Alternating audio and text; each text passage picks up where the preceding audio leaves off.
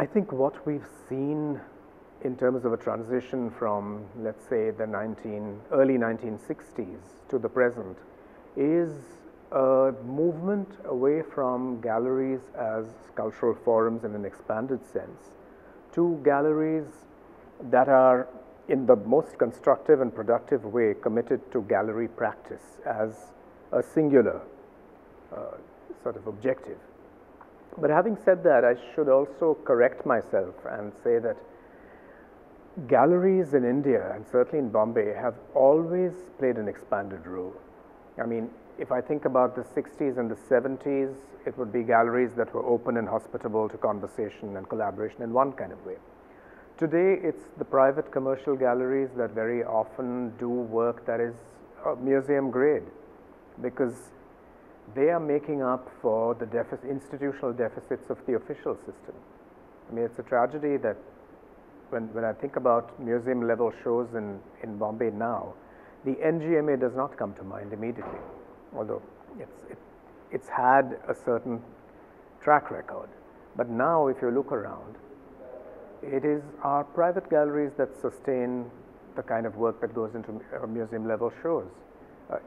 In the constellation of Cymroza at 50, for instance, Nancy Arjania's retrospective of Nelly Setna is something that in another context or another country would have been commissioned by a museum. And today it's a combination of Cymroza and Chatterjee and Lal that sustains an exhibition like this and supports the research that goes into this kind of project. So when I say that there's been a transition, it's not a simple narrative of decline and fall or rise and success. It's a complex story of what kind of living organism a gallery can be in each historical phase.